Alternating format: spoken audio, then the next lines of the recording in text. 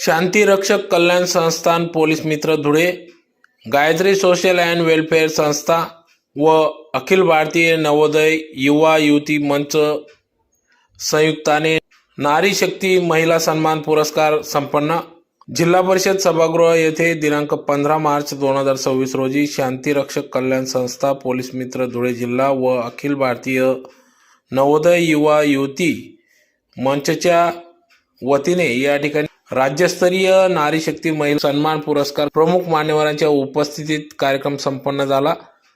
पुरस्कार सोहळ्यात धुळे, नंदुरबार, जळगाव, अमरावती, नागपूर, चंद्रपूर, नांदेड, नाशिक, पुणे व मुंबई येथील शैक्षणिक, कला, क्रीडा, सांस्कृतिक, लघु उद्योजिका, उद्योग व्यवसाय, रील स्टार, वैद्यकीय, पोलीस, मार्केटिंग तसेच सामाजिक कार्यकर्ते अशा विविध क्षेत्रातील 85हून अधिक महिला युवती विद्यार्थिनींना नारी शक्ती पुरस्कार देऊन या ठिकाणी सन्मानित करण्यात आले। तर कार्यक्रमाप्रसंगी मनपाच्या नवनिर्वाचित महापौर श्रीमती मायादेवी परदेशी, उपमहापौर सौ ज्योत्सना पाटील, धुळे आझादनगर पोलीस स्टेशनच्या PSI राजश्री पाटील, नंदुरबार दाबेनी पथक ज्योती पाटील, सुप्रसिद्ध स्त्रीरोग तज्ञ डॉक्टर सौ अनुराधा भांबरे, भाजपा धुळे ग्रामीण अध्यक्ष बापूसाहेब खलाने, MSW महाविद्यालयाच्या श्रीमती ज्योती बर्डे, दिशा समितीच्या सौ हेमांगी श्यामकांत सनेर, धुळे तालुका तालीम संघाचे अध्यक्ष सामाजिक कार्यकर्ते कल्याण गरुड, शेतकरी मित्र व सामाजिक कार्यकर्ते Abhay Patil, Gayatri social and welfare संस्थेचे ॲडव्होकेट चंद्रकांत इशिराव, निवेदक राकेश गाळणकर, प्रियंका कपोले यांच्यासह सर्व आदी पदाधिकारी या ठिकाणी उपस्थित होते। तर या कार्यक्रमाचे आयोजन शांतिरक्षक कल्याण संस्था पोलीस मित्र धुळे पदाधिकारी, धुळे जिल्हा प्रमुख सागर राणे, धुळे जिल्हा महिला अध्यक्ष अपूर्वा देसले, धुळे जिल्हा महिला उपाध्यक्ष अश्विनी सोनार, नवोदय युवा मंचचे अध्यक्ष आयोजक अमित कुमार बडगुजर आदींनी या कार्यक्रमासाठी अथक परिश्रम घेतला। तर मोठ्या संख्येने या ठिकाणी महिला वर्ग उपस्थित होता।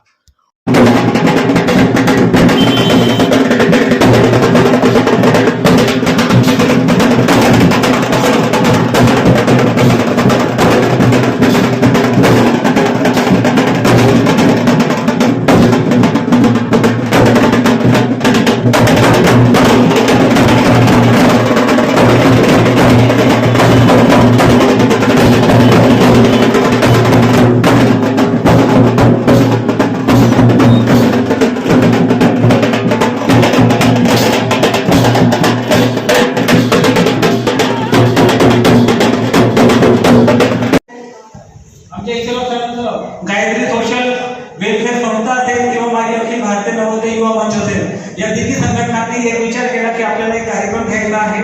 पण वेगवेगळा कार्यक्रम जर केला तर अनेक महिलांची नावं राहून जातात, अनेक महिला रिपीट होतात। तर आम्ही तिघांच्या संयुक्त विद्यमाने आजच्या दिवशी आम्ही हा कार्यक्रम आयोजित केलेला आहे।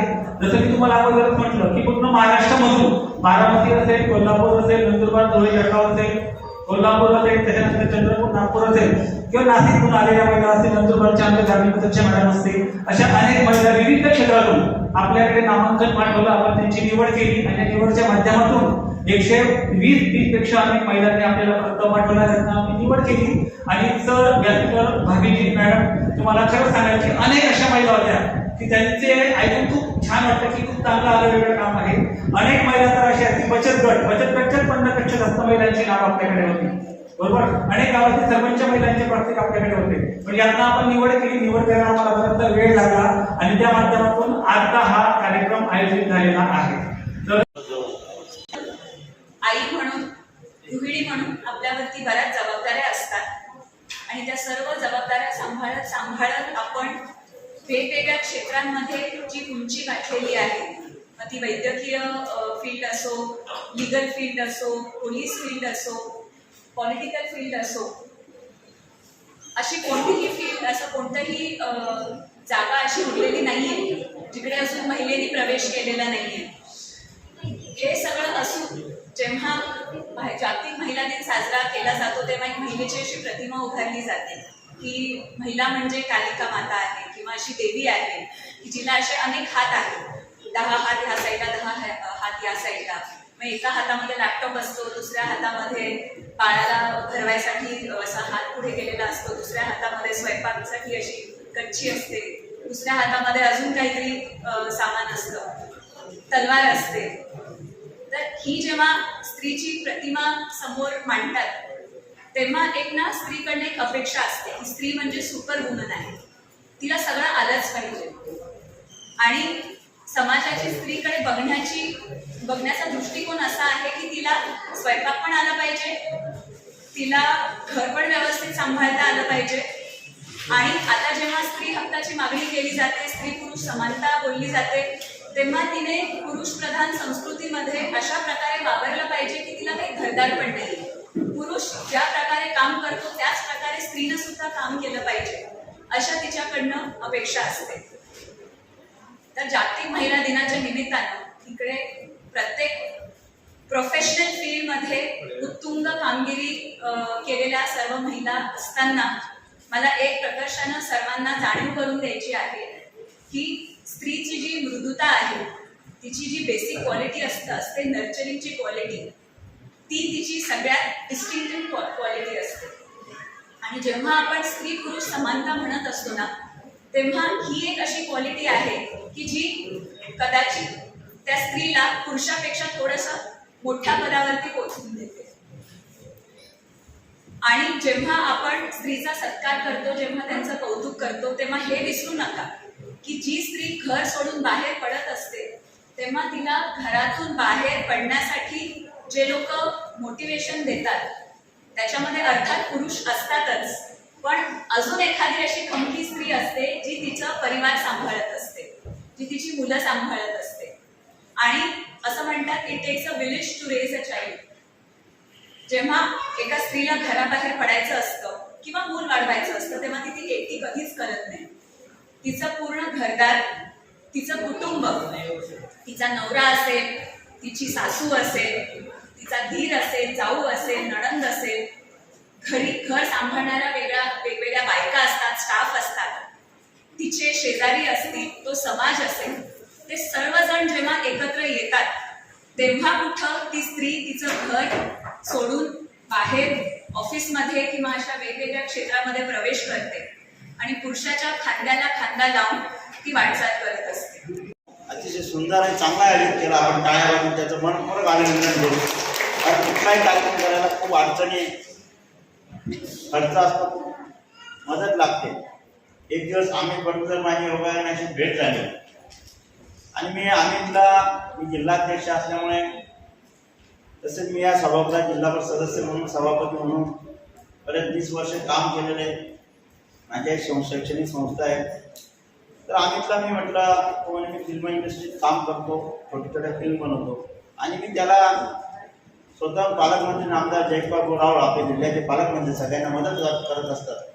त्यांच्या हस्ते त्याला धुळे जिल्हा भारतीय जनता पार्टीचा फिल्म उद्योगाचा, जे फिल्मचे कलाकार आहेत त्यांचा अध्यक्षपद मी त्यांना आवर्जून आता 2 महिन्यापूर्वी दिलं. त्याच्याबरोबर अनेक सहकारी सुद्धा आहेत. म्हणून मी महापौर मॅडमला विनंती करेन, मॅडम हे आपले कार्यकर्ता आहे आणि इसको आपण कला मंदिर में एक रूम दिया. त्याच्याबरोबर अनेक छोटे छोटे कलाकार आहेत, त्यांना कलेची प्रॅक्टिस करण्यासाठी. आता ज्या रील स्टार आहेत रोडवर प्रॅक्टिस नाही करू शकत किंवा छोटी त्यांनी एखादी फिल्म बसवली, छोटी फिल्म बैठाय म्हणून. मला आठवतं त्यांना SP साहेब, आपले देवरे साहेबांनी सुद्धा एकदा बोलून एक फिल्म करायला सांगितली होती. असा उमदा नेतृत्व, उमदा कार्यकर्ता आहे. तर त्याला आपण महानगरपालिकेच्या वतीने मदत करावी, सहकार्य करावं अशी मी विनंती करतो.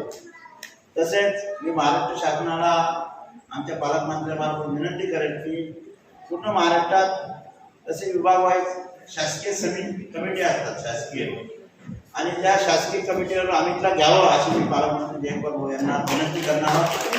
धन्यवाद. मला या ठिकाणी या कार्यक्रमाला बोलवलं. हमें सहयोग देता है तभी हम बाहर निकलते हैं. जिस तरह मेरे पति महादेव जी हमारे जो समाज में घूंघट की प्रथा रहती है, घूंघट की प्रथा में हमारा मुंह भी कोई नहीं देख सकता बाहर, लेकिन हमारी सासू माँ और हमारे पतिदेव ने हमको बाहर निकाला. और जब से मैं शादी हो गई वो हमेशा उन्होंने मेरा साथ दिया. और जहाँ पर भी हम जाते हैं हम दोनों ही साथ में जाते हैं. और आज मैं आपको ये बताना चाहूंगी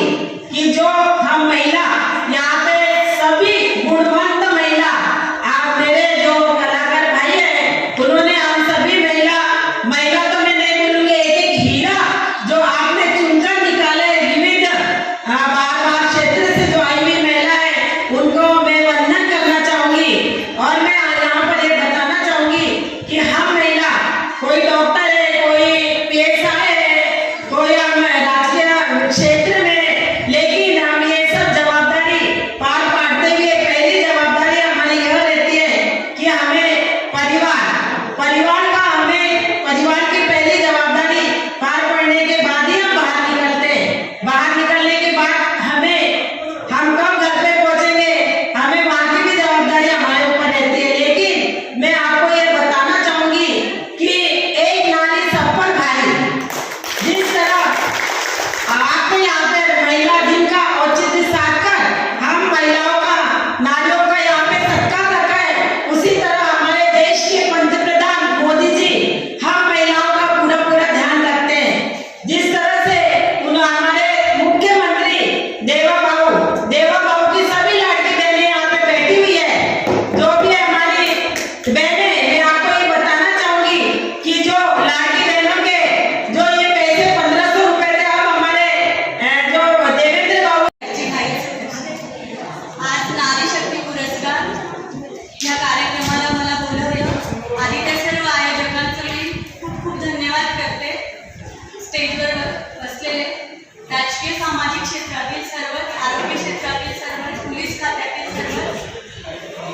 सर्वांना नमस्कार करून मी भाषणाला सुरुवात करते। असं म्हणतात की स्त्री ही परिवर्तनाची एक जननी